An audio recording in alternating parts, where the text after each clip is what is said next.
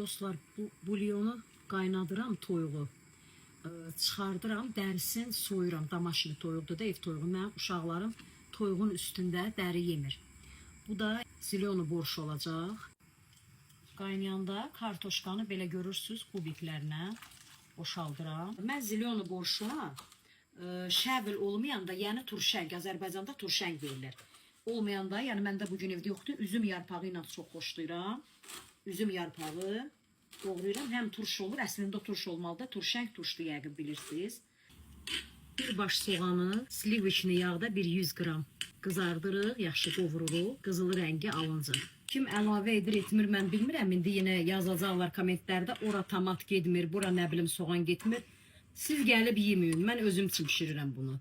Yəni, mənim üçün belə dadlıdır. İstəsiniz, tomatsız eləyərsiniz. Mən biraz ev tomatı, özüm hazırladığım tomatdan əlavə elədim. Üzüm yarpağını birinci boşaldıram ki, biraz yaxşı qaynasın. Yadımdan çıxmışdı ki, sizə deyəm, bir ədəd markovka da əlavə edirəm soğanın qızarmışına. Tomatı vurdum, yadımdan çıxmışdı. Bugün təzədən markovkanı qovurdum. Kişniş, süd, petruşka. Mən bütün göyərtilərdən əlavə edirəm. Həyətdə nə var? Bu da bizim göy soğanımız. Mənə deyirlər göy soğan. Göyərti olduğuna görə demirik, göylər çıxsaydı nəsə pişərdi. Yaşıllar çıxsaydı demirik ki, çoxları yazıb ki, xanım göy yox, yaşıl. Mən göy deyirəm. Mən millətim başa düşür.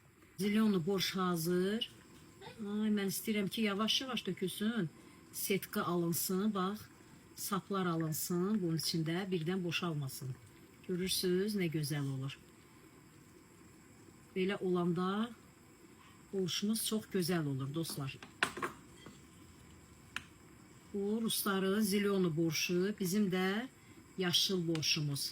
Borş qoy ki, nənənin ürəyi, baxın da, bax, bunun üçün pişirməyəsən. Bu uşaq əldən gedir boşsun, nənəsi buna qurban. Bu əsl ləzgidir də, göyərtili nə varsa bunluqdur, dostlar. Baxın, görün necə gözəl. Bunun içində can dərmanı. Toyuq əti görürsünüz, mən soymuşam da sizə dedim. Baxın, pişirin, yiyin, nuş olsun.